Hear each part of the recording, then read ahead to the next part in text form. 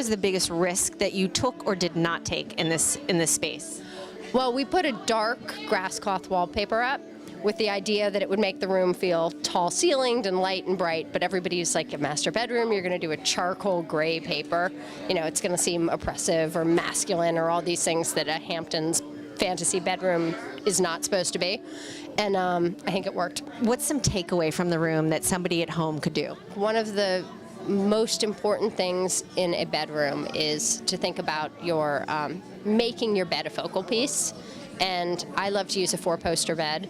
And in this room, I didn't want it to feel dark or overhangy, so we hung the bed with side sheer panels.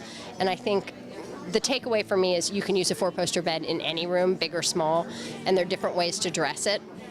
And it always makes sort of the most dramatic world in a world. What is the biggest risk that you took or did not take in this room? You know, for this, I kept it very neutral, so it is a risk because there's no real color in the space, but my focus were these sculptural antiques and like the vintage hand chairs behind you.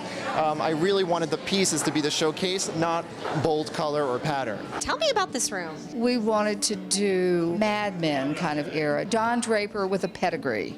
Yeah, I see it. And we wanted to go for color and wild pattern and just to have a good time. We use some very current materials, which I think is the oak that you can see from the island unit and the hood behind me, and just to really sort of bring it up to date and what people are using now. We try and take out the oranges and the reds out of the oak to make it a little bit lighter, and that's a thing I'm seeing as we go through our design process in the Hamptons. You think that's a trend happening right now? Definitely a trend. Definitely a trend. People are liking that lighter color. They're getting away from espresso. Yeah, I think so. Have you had a chance to take a spin around the rest of the house?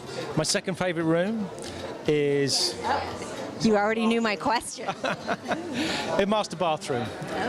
We did the cabinetry there, but beside that, the essence of that room is it's so sexy. I wanted to have something that was refreshing, spa-like, clean, open. It's a very luxurious, large space.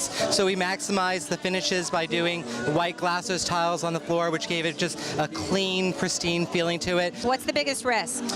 Using the pattern on the wall, using the grass cloth, but because it was such a large, luxurious space, it pulled it together rather than being just like a painted finish or just a printed wallpaper. It needed that depth and richness, and by doing that, it just really set off the space, and everybody loved it. We're seeing some amazing summer spaces at Traditional Homes Hampton Designer Showhouse, and there's a lot more to see, so stay tuned.